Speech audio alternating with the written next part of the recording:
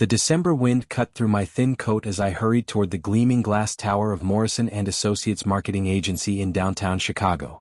Snow crunched beneath my worn boots, and I could feel the cold seeping through the holes I'd been meaning to fix for months.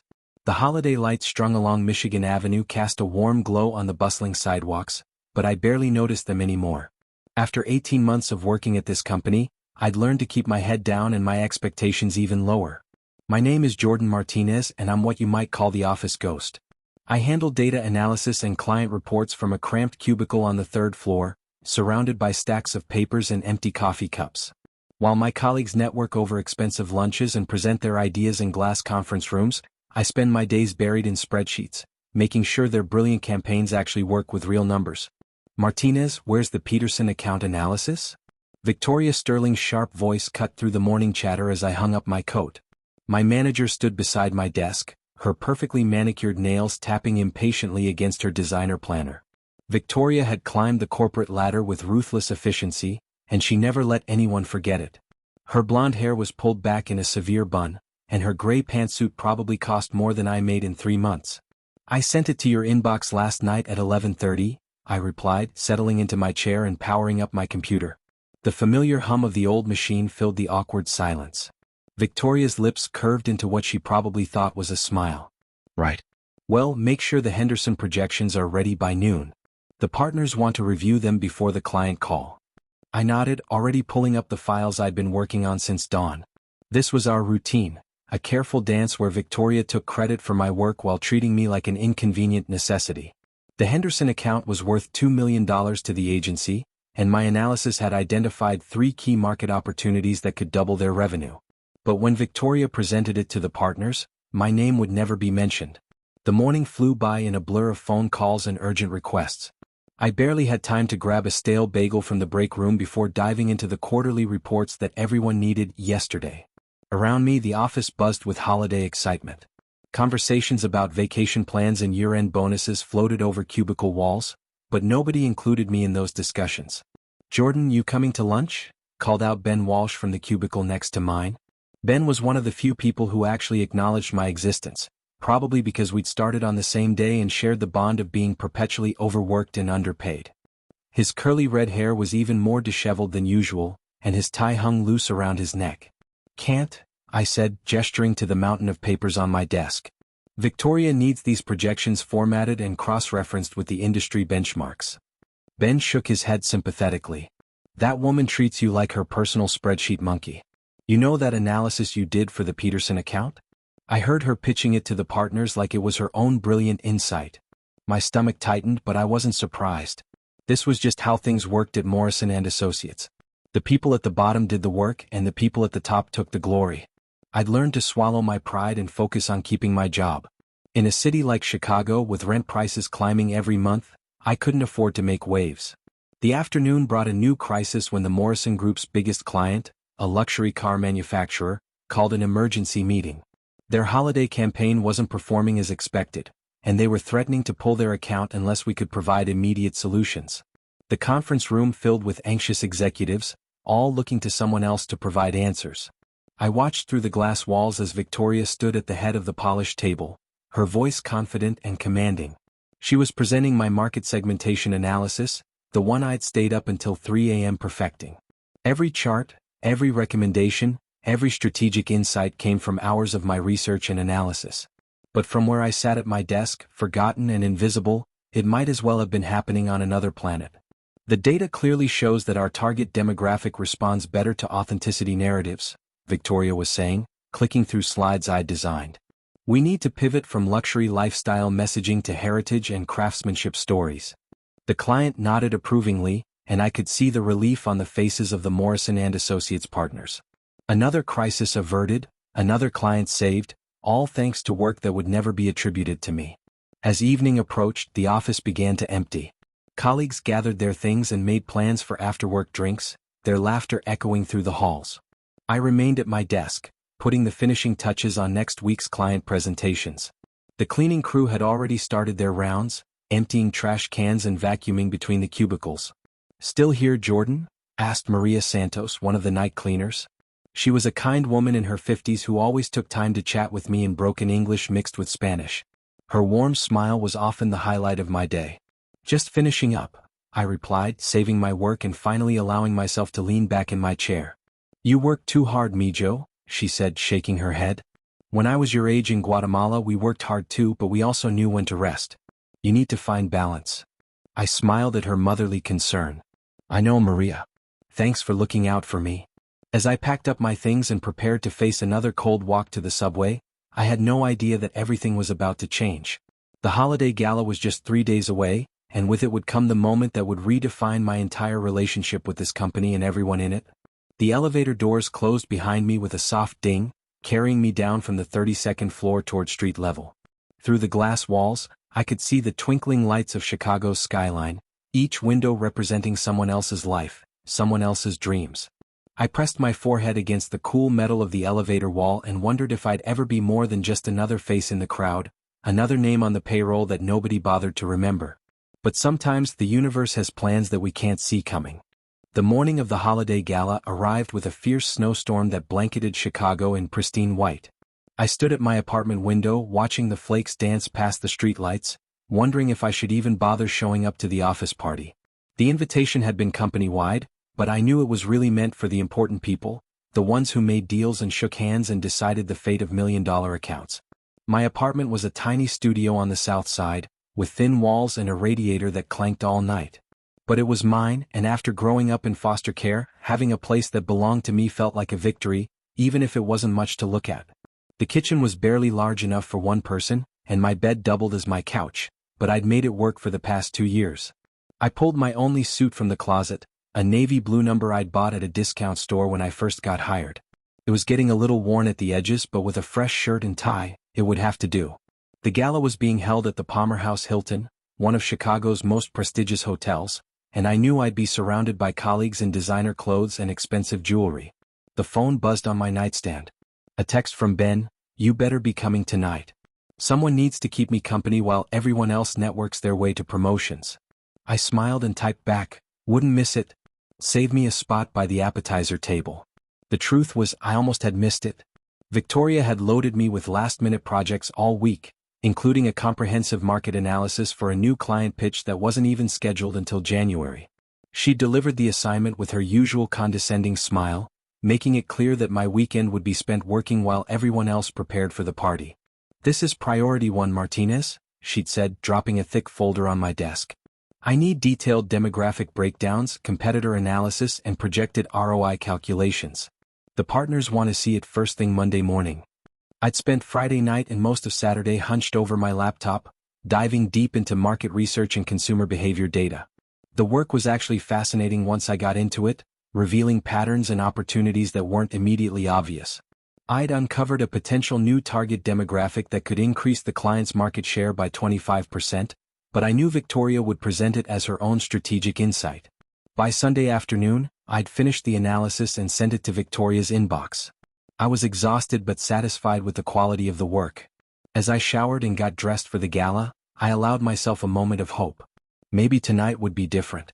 Maybe someone would notice the person behind all those reports and analyses. The Palmer House Hilton's lobby took my breath away. Crystal chandeliers cast warm light over marble floors, and the ceiling seemed to stretch up forever, decorated with intricate moldings and gold leaf details. Men in tuxedos and women in evening gowns glided through the space like they belonged there, their conversations creating a sophisticated murmur that mixed with the soft jazz playing from hidden speakers. I felt like an imposter in my discount store suit, but I straightened my shoulders and walked toward the grand ballroom where the Morrison and Associates holiday gala was in full swing. The company had rented the entire space and no expense had been spared. Round tables draped in white linen filled the room, each one decorated with elaborate centerpieces of winter flowers and flickering candles. A jazz quartet played on a small stage, and waiters in white jackets circulated with trays of champagne and hors d'oeuvres. "Jordan, there you are." Ben appeared at my elbow, looking uncomfortable in a rented tuxedo that was slightly too large. "I was starting to think you'd chickened out." "Just fashionably late," I replied, accepting a glass of champagne from a passing waiter. The bubbles tickled my nose and I took a small sip, trying to project confidence I didn't feel. The room was divided into invisible territories. Near the bar, the junior associates clustered together, their nervous energy palpable as they tried to make good impressions. The middle management team occupied the center tables, their conversations focused on quarterly projections and client retention strategies. And at the head table, the partners and senior executives held court, their laughter carrying a note of privilege and power that came from years of making important decisions. Victoria stood near the partners' table, stunning in a black evening gown that probably cost more than my monthly rent. She was deep in conversation with Richard Morrison, the company's founding partner, her hand resting lightly on his arm as she spoke. Even from across the room I could see her animated gestures and bright smile, the way she commanded attention and respect. "She's really working it tonight," Ben observed following my gaze. "Word is she's up for senior partner next year." I nodded, unsurprised. Victoria had always been ambitious, and she had the political skills to match her drive. She knew exactly which hands to shake and which conversations to join. More importantly, she knew how to take credit for success while deflecting blame for failure. The evening progressed with the usual corporate rituals. There was a cocktail hour where everyone pretended to enjoy small talk about the weather and holiday plans. Dinner was served with military precision, each course arriving at the perfect temperature while the jazz quartet provided tasteful background music. I found myself at a table with other mid-level employees, people I recognized from the office but rarely spoke with beyond polite greetings in the elevator. As the meal wound down, Richard Morrison took the stage for the annual awards presentation. He was a distinguished man in his 60s, with silver hair and the kind of commanding presence that came from decades of building and running a successful business. His voice carried easily through the ballroom sound system as he began his remarks. "Ladies and gentlemen, thank you for joining us for another successful year at Morrison & Associates. As I look around this room, I see the faces of the talented individuals who have made our company what it is today." Polite applause rippled through the crowd. I found myself thinking about Maria's words from a few nights ago, about working hard but finding balance. Looking around at the opulent ballroom and my colleagues' designer clothes, I wondered if balance was something only available to people who could afford it. Morrison continued his speech, highlighting the year's major victories and thanking key clients for their continued trust. Then he began the awards presentation, starting with recognition for various achievements throughout the year. There were awards for client satisfaction, innovative campaigns, and outstanding teamwork. Each recipient walked to the stage to accept their plaque and pose for photos, their faces glowing with pride and accomplishment. I applauded along with everyone else, genuinely happy for my colleagues' success. But part of me couldn't help feeling invisible, like I was watching someone else's celebration through a window. All those reports I'd written, all those analyses I'd completed, all those late nights spent perfecting presentations that bore other people's names, it felt like I existed in the shadows of everyone else's achievements. Victoria had been called up twice already, once for outstanding client relationship management, and again for strategic innovation excellence. Each time, she walked to the stage with confident grace, accepting her awards with a humble smile that didn't quite reach her eyes. During her second acceptance speech, she spoke about the importance of teamwork and collaborative effort, but her gaze never once found mine in the crowd. As the awards ceremony continued, I felt a familiar mixture of resignation and frustration. This was my life, I reminded myself. I had a job that paid the bills and provided stability. Not everyone gets to be the star of the show, and that was okay. I could find satisfaction in doing good work even if nobody noticed. But as Richard Morrison prepared to announce the final award of the evening, something in his tone shifted. There was an excitement in his voice, a sense of anticipation that hadn't been there for the previous presentations. "Our final award tonight is our most prestigious," he announced, his eyes scanning the crowd. "The Morrison Excellence Award is given to the individual who has demonstrated exceptional dedication, innovative thinking, and outstanding results that have significantly impacted our company's success." The room fell silent except for the soft clink of glasses and silverware as people set down their drinks and leaned forward in their chairs. This was the big one, the award that came with a significant bonus and guaranteed advancement opportunities. I glanced over at Victoria, who was sitting straighter in her chair, her hands folded carefully in her lap. Morrison smiled as he opened the envelope in his hands. "This year's recipient has shown remarkable analytical skills, identifying market opportunities that have generated millions in additional revenue for our clients. Their work often goes unrecognized, but their impact on our success has been immeasurable." My heart began to beat faster, though I couldn't quite understand why. There was something in Morrison's words that felt different, more personal somehow. The Morrison Excellence Award goes to. The moment stretched out like eternity, and I found myself holding my breath along with everyone else in the room. Richard Morrison's voice cut through the silence like a blade. Jordan Martinez. The words hung in the air for what felt like an eternity. I stared at the stage, convinced I'd misheard, convinced this was some kind of mistake. Around me, the ballroom had fallen into stunned silence, broken only by the soft jazz music that seemed suddenly inappropriate for the moment. Jordan Martinez, Morrison repeated, his eyes scanning the crowd until they found mine. Please come to the stage. My legs felt like they were made of concrete. The blood rushed to my head so fast that the room seemed to tilt sideways. Ben grabbed my arm, his face a mixture of shock and excitement. Holy shit, Jordan, he whispered. Holy shit, that's you. I turned to look across the room at Victoria's table. She was frozen in her chair, her champagne glass halfway to her lips, her face a mask of complete disbelief. For just a moment, our eyes met across the crowded ballroom, and I saw something there I'd never seen before. Genuine surprise mixed with what might have been respect. But it was the person sitting next to Victoria who really caught my attention. Thomas Henderson, one of our biggest clients, was looking directly at me with a knowing smile. He began to clap, slowly at first, then with increasing enthusiasm. His applause seemed to break the spell that had fallen over the room, and suddenly the entire ballroom erupted in applause. I stood up on shaking legs, my suit suddenly feeling too tight around my collar. The walk to the stage felt like crossing an ocean. Every step was deliberate, measured, as hundreds of eyes followed my progress through the maze of round tables. I could hear whispered conversation starting up around me, my name being passed from person to person like a secret that had finally been revealed. Martinez? From data analysis. The quiet guy from the third floor? I didn't even know he was still with the company. Each whispered comment hit me like a small electric shock. I'd been invisible for so long that even being noticed felt surreal. My hands were sweating by the time I reached the stage steps, and I had to grip the handrail to steady myself as I climbed up to where Morrison was waiting. Up close, the company founder looked different than he did from across the boardroom. His silver hair was perfectly styled, but there were laugh lines around his eyes that suggested genuine warmth. He extended his hand as I approached, and his grip was firm and steady. Jordan, he said, his voice carrying easily through the wireless microphone clipped to his lapel. Congratulations. This is well deserved. The Crystal Award was heavier than I'd expected, its faceted surface reflecting the ballroom's chandelier light into tiny rainbows. My name was etched into the base in elegant script.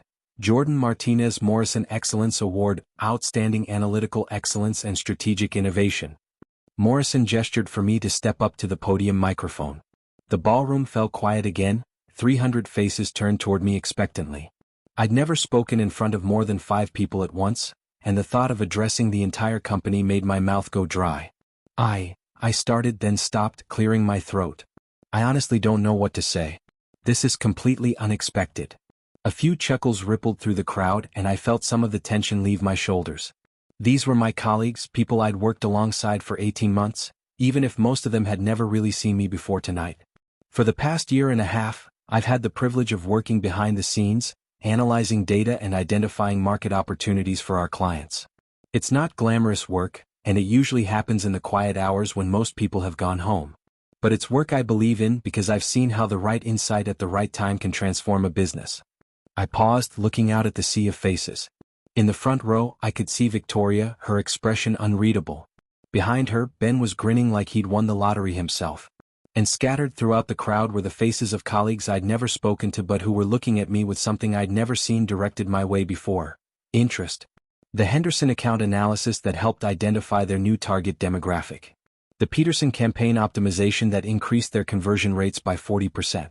The Morrison Group rebrand strategy that repositioned them as industry leaders. I took a breath, feeling confidence build in my voice. Those weren't just numbers on a spreadsheet. They represented real businesses, real people, real opportunities to make a difference. The applause started softly but built quickly. I could see people nodding in recognition, remembering projects and campaigns that had succeeded in ways they might not have fully understood at the time. I want to thank everyone who gave me the chance to contribute, even when my contributions weren't always visible. And I especially want to thank the people who took the time to notice the work behind the work. My eyes found Morrison's and he nodded encouragingly. This award doesn't just belong to me. It belongs to everyone who believes that good analysis and strategic thinking can change outcomes. The applause this time was thunderous. I stepped back from the microphone, clutching the Crystal Award, feeling like I was in someone else's dream. Morrison clapped me on the shoulder and leaned in close. "Exceptional speech," he said quietly. "We need to talk tomorrow. I think you're ready for some new challenges." As I made my way back to my table, the evening transformed completely. People who had never acknowledged my existence were suddenly eager to shake my hand and congratulate me. Colleagues I'd only interacted with via email introduced themselves and asked about my work. Business cards were pressed into my palm, and invitations to lunch were extended. But the most significant moment came as I was finally settling back into my chair. Victoria approached my table, moving with the same confident grace she always displayed, but something in her bearing was different. She stopped beside my chair and extended her hand. "Congratulations, Jordan," she said, her voice carrying none of its usual condescension. That was a well-deserved recognition. I shook her hand, studying her face for signs of resentment or anger. Instead, I saw something I couldn't quite identify. Professional respect, maybe? Or perhaps the recognition that the dynamic between us had fundamentally shifted. "Thank you, Victoria. I know we haven't always seen eye to eye, but I've learned a lot working under your management." She smiled, and for the first time in 18 months, it seemed genuine. "I think we both have things to learn from each other. Perhaps we should schedule some time this week to discuss your career development." Career development. Those were words I'd never expected to hear applied to my situation at Morrison & Associates. As Victoria walked away, I realized that everything had changed in the space of 10 minutes. The invisible employee who arrived at the gala was gone, replaced by someone who had been seen, acknowledged, and valued. The rest of the evening passed in a blur of congratulations and conversations. I found myself in discussions about strategic planning, market analysis methodologies, and industry trends. People wanted to know my opinions, my insights, my predictions for the coming year. For the first time since I'd started at the company, I felt like I belonged in the room. As the gala wound down and people began to gather their coats and call for cabs, Ben appeared at my side with 2 glasses of champagne. "So," he said, raising his glass in a toast, "how does it feel to be the most talked-about person at Morrison & Associates?" I clinked my glass against his, still processing everything that had happened. "Surreal. This morning I was wondering if I should even bother showing up tonight." "Well, I'm glad you did. That speech you gave? That was something special, man. You showed everyone who you really are." As we finished our champagne and prepared to leave the Palmer House, I caught one more glimpse of Victoria. She was saying goodbye to the partners, her black evening gown still elegant and commanding. But when she looked my way, there was a new quality in her expression. Not defeat exactly, but recognition. The recognition that the game had changed and so had the players. The snow had stopped falling by the time I stepped outside into the crisp Chicago night. The city looked different somehow, the lights brighter, the possibilities more expansive. I had a Crystal Award tucked under my arm, a pocket full of business cards, and for the first time in my career, a sense that I was exactly where I was supposed to be. Tomorrow would bring new challenges, new opportunities, and undoubtedly new complications. But tonight, walking through the snow-covered streets of downtown Chicago, I allowed myself to savor the moment when everything changed. The moment when Jordan Martinez, the invisible employee, finally stepped into the light. Monday morning arrived with unusual clarity, the kind of crystalline winter day that makes Chicago look like a postcard. I stood at my apartment window, coffee mug in hand, watching the early commuters navigate the freshly plowed sidewalks below. The Morrison Excellence Award sat on my kitchen table, its faceted surface catching the morning sunlight and throwing tiny rainbows across the wall. Everything felt different. The same radiator still clanked, the same thin walls still carried my neighbor's morning routine, but I was no longer the same person who had lived in this space for 2 years. Saturday night at the Palmer House had changed something fundamental about how I saw myself and, more importantly, how others saw me. My phone buzzed with a text from an unknown number. "Jordan, this is Richard Morrison. Please come to my office at 9 a.m. today. We have much to discuss. Congratulations again on your well-deserved recognition." I read the message 3 times, each reading making it feel more real. The CEO of Morrison & Associates wanted to meet with me personally. Not through Victoria, not as part of a team briefing, but one-on-one. I finished my coffee, put on my best shirt and tie, and headed out into the crisp morning air with a sense of anticipation I'd never felt before. The office building looked the same from the outside, but walking through the lobby felt completely different. Security guard nodded at me with new recognition, and several colleagues from other floors stopped me in the elevator to offer congratulations. Word had clearly spread quickly through the company grapevine. "Jordan," called out Rebecca Torres from accounting as I stepped off the elevator on my floor. I heard about Saturday night. That's amazing. I thanked her and made my way to my cubicle, aware that conversations quieted as I passed and then resumed with renewed energy after I'd gone by. The attention was still strange and overwhelming, but it was better than being invisible. Ben was already at his desk, grinning at me over his monitor. So, how many job offers have you gotten since Saturday? None yet, I replied, settling into my chair and powering up my computer. But Morrison wants to see me at 9. The man himself? Damn, Jordan. You're really moving up in the world. I spent the next hour reviewing emails and trying to focus on routine tasks, but my mind kept drifting to the upcoming meeting. What did Morrison want to discuss? Was this about a promotion? A new position? Or was there some problem with the award that needed to be addressed? At 8:50, I made my way to the executive floor. The 35th floor was a world apart from my cubicle down on 3. Here the carpet was thicker, the lighting softer, and the artwork on the walls actually looked expensive. Executive assistants sat at polished desks, and conference rooms had actual doors instead of glass walls. Richard Morrison's office occupied a corner of the building, with floor-to-ceiling windows offering spectacular views of Lake Michigan and the Chicago skyline. His assistant, a professional woman in her 40s, greeted me warmly and ushered me into the spacious office where Morrison was waiting behind a mahogany desk that probably cost more than my car. "Jordan, please sit down," he said, gesturing to one of the leather chairs facing his desk. "Coffee? Water?" "Coffee would be great, thank you." As his assistant brought in a steaming mug, Morrison studied me with the same intense attention I'd seen him apply to client presentations. But there was something else in his expression, something that looked almost like pride. "Saturday night was quite something," he began, leaning back in his chair. "In 25 years of running this company, I've rarely seen a reaction like the one you received. The standing ovation, the buzz around the office this morning, it's clear that people have been underestimating you." "I'm still processing it all, to be honest," I replied. "I never expected anything like that to happen." Morrison smiled. "That's part of what made your speech so effective. Authentic surprise is a rare thing in corporate America.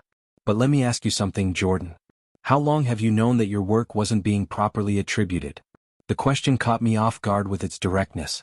I'd expected corporate small talk, maybe a discussion about my career goals. Instead, Morrison was cutting straight to the heart of what had been my daily reality for 18 months. I admitted. But I understood that's how things work at my level. Do the work, let others take credit, focus on keeping your job. And you were okay with that arrangement? I paused, considering my answer carefully. I wouldn't say I was okay with it. But I accepted it as the price of stability. Growing up in foster care teaches you to value security over recognition. Morrison nodded thoughtfully. "I did some research over the weekend, Jordan. I pulled your employee file and reviewed every project you've worked on since you started here. The Henderson demographic analysis alone generated over $3 million in additional revenue for their account. The Peterson optimization strategy increased their market share by 35%. Your work on the Morrison Group rebrand helped us win 2 new clients worth a combined $5 million in billings." He paused, letting those numbers sink in. "By conservative estimates, your analytical work has generated over $20 million in value for this company and our clients. Yet until Saturday night, most people in this building didn't even know your name." I felt my face flush with a mixture of pride and embarrassment. I was just doing my job. "No, Jordan. You were doing exceptional work in circumstances that would have frustrated most people into either confronting the situation or leaving the company. Instead, you kept your head down and continued producing outstanding results. That level of professionalism and dedication is rare." Morrison stood up and walked to his window, looking out at the lake. "I'll be frank with you. The Morrison Excellence Award wasn't originally going to go to you. The partners had essentially decided to give it to Victoria Sterling for her client relationship management." My stomach dropped. "Oh." But then Thomas Henderson called me personally on Friday. He'd learned about the award ceremony and wanted to make sure I understood who was really responsible for the strategic insights that saved his account. He was quite insistent that the person doing the actual analytical work deserved recognition. I thought back to Saturday night, remembering Henderson's knowing smile and enthusiastic applause. He'd known what was coming. "Henderson wasn't the only one," Morrison continued. "Over the past month, I've had similar conversations with 4 other major clients. They all had the same message: the person behind the data analysis deserves more recognition and responsibility." He returned to his desk and opened a folder. "Which brings me to why you're here. I'm offering you a position as Senior Strategic Analyst, reporting directly to me. Your salary would double immediately with performance bonuses tied to client satisfaction metrics. You'd have your own office, a team of junior analysts, and direct access to all client strategic planning sessions. The words hit me like a physical blow. I stared at Morrison, trying to process what he'd just offered. Double salary, my own office, a team, direct client access. It was everything I'd dreamed of but never dared to hope for. There's one more thing, Morrison said, his expression growing serious. This position would put you on equal footing with Victoria Sterling. You'd both be senior-level executives, both reporting to me, both responsible for major client relationships.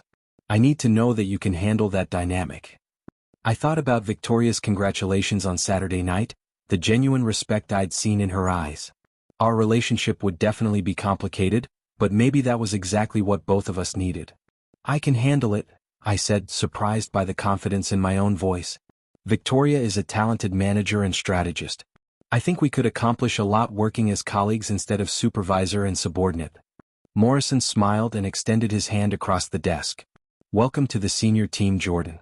I'm looking forward to seeing what you can accomplish when your work gets the recognition it deserves. I shook his hand, feeling the weight of the moment. Thank you, Mr. Morrison. I won't let you down. I know you won't. Take the rest of today to process this change. Tomorrow we'll start transitioning you to your new role.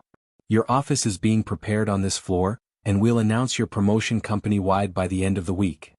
As I left Morrison's office, my head was spinning with possibilities. The elevator ride back to the third floor felt like descending from another world, but this time I knew I'd be returning to stay. Ben was waiting for me when I reached my cubicle, practically vibrating with curiosity. So, how did it go? What did he want? I looked around at the familiar chaos of my desk, the stacks of reports, the empty coffee cups, the cramped quarters that had been my professional world for 18 months. Tomorrow this would all be behind me. He offered me a promotion, I said quietly. A promotion? That's fantastic. What kind of promotion? Senior strategic analyst.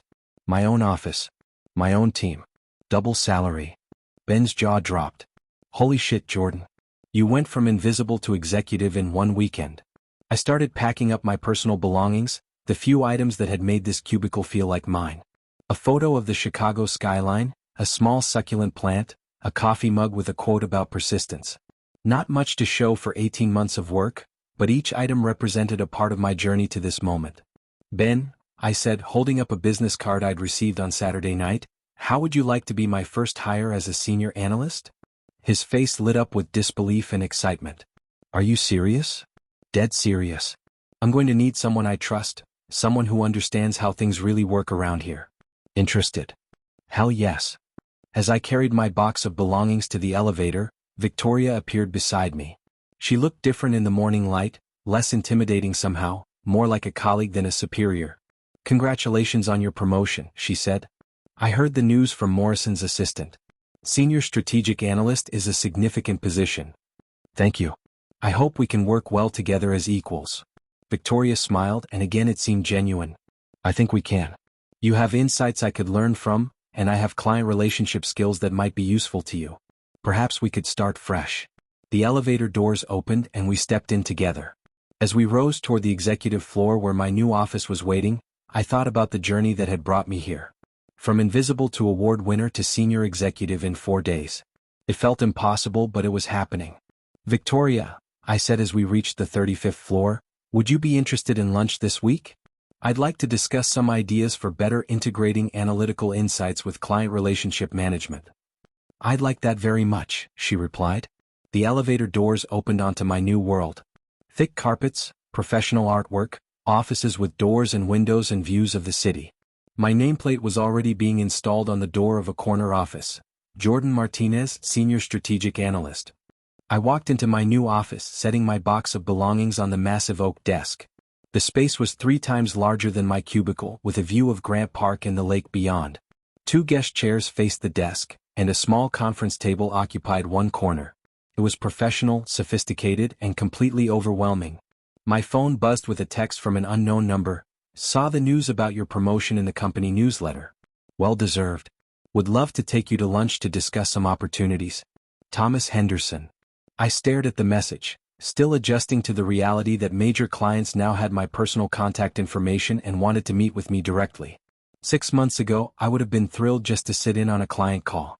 Now I was being invited to lunch by a CEO worth hundreds of millions. A soft knock on my door interrupted my thoughts. Maria Santos, the cleaning woman who had always been kind to me, stood in the doorway with her cart, looking uncertain. "Excuse me, Mr. Martinez," she said in her careful English. "I did not know you moved offices. Should I clean your old desk area?" "Maria," I said, standing up quickly. "Please just call me Jordan like always. And yes, you can clean the old cubicle. I won't be going back there." She smiled, her weathered face creasing with genuine warmth. "I am very happy for you, Mijo. I always knew you were special. Now everyone else knows too." After she left, I sat in my new leather chair and tried to process the magnitude of the change. This morning I'd been Jordan Martinez, invisible data analyst. Now I was Jordan Martinez, senior executive, with clients texting me personally and colleagues treating me with respect I'd never experienced. The rest of the week passed in a whirlwind of meetings, introductions, and orientation sessions. I met with department heads who had never acknowledged my existence, reviewed client files that I'd only seen pieces of before, and began building the analytical team that would report to me. By Friday, the transformation was complete. I wore a new suit, carried a leather portfolio, and spoke with confidence in meetings with the company's most important clients. But the most significant change wasn't in how I looked or acted, it was in how I felt about myself. At 5 o'clock, as the office began to empty for the weekend, I stood at my window looking out at the city below. The same view I'd admired from the elevator was now mine to enjoy every day. The lights were beginning to twinkle in the buildings across the loop, and Lake Michigan stretched endlessly toward the horizon. Ben knocked on my door frame. "Ready to celebrate your first week as an executive?" "More than ready," I replied, grabbing my coat. "But first, there's something I need to do." We rode the elevator down to the 3rd floor, now feeling strange and cramped after a week on 35. I walked to my old cubicle where a new hire was already settling in. The nameplate read Jennifer Walsh, and she looked young and eager and slightly overwhelmed by the mountain of analysis reports on her desk. "Jennifer," I said, extending my hand. "I'm Jordan Martinez, Senior Strategic Analyst. I used to work at this desk." She shook my hand nervously. "Oh, Mr. Martinez. I've heard so much about you this week. Everyone says you're the person who really understands the data analysis systems here. I'd like to schedule some time with you next week," I said. "I want to make sure you have all the resources you need to succeed in this role. And please call me Jordan." Her face lit up with relief and gratitude. "That would be wonderful. Thank you so much." As Ben and I left the office that evening, he shook his head in amazement. "You know what's incredible about all this? You haven't changed at all. You're still the same person who cared about doing good work and treating people well. You just finally have the platform to show everyone who you really are." We walked out into the Chicago evening, the city alive with weekend energy. The snow had been cleared from the sidewalks, and the holiday decorations still hanging from the streetlights cast a warm glow over Michigan Avenue. "Ben," I said as we headed toward our favorite pub for a celebratory drink, "do you remember what you said to me last week? About how I was the office ghost?" "Yeah, and I was wrong about that. You were never a ghost. You were just waiting for the right moment to materialize." I laughed, feeling lighter than I had in years. Maybe that's the most important lesson in all of this. Sometimes the recognition we're waiting for isn't about changing who we are. It's about having the courage to show others who we've always been. The pub was crowded with weekend revelers, but we found a quiet corner table where we could talk without shouting over the noise. As I raised my beer in a toast, I thought about the journey that had brought me here. From foster care to college graduate to invisible employee to senior executive. Each step had built on the last, each challenge had prepared me for the next level. To invisible employees everywhere, I said, clinking my glass against Ben's. May they all find their moment to step into the light. And to you, Jordan Martinez, Ben replied. The guy who proved that sometimes the best stories are about people finally getting the recognition they always deserved. As we drank and laughed and planned our futures, I realized that the holiday gala had been more than just a turning point in my career. It had been a reminder that our worth isn't determined by who notices us or who gives us credit. Our worth is determined by the quality of our work, the integrity of our character, and the kindness we show to others along the way. The invisible employee who walked into the Palmer House Hilton that snowy Saturday night had always been worthy of recognition. It just took the right moment, the right audience, and the courage to speak truthfully about my contributions for that worth to become visible to everyone else. Now, sitting in a crowded Chicago pub with my best friend, wearing a suit that actually fit properly and carrying business cards with my name and new title, I understood that this was just the beginning. There would be new challenges, new opportunities to prove myself, and undoubtedly new moments when I'd have to fight for recognition and respect. But I was ready for all of it. Because I finally knew something that had taken me 28 years to learn. Sometimes the most powerful thing you can do is simply refuse to remain invisible. The story of Jordan Martinez, Senior Strategic Analyst, was just getting started.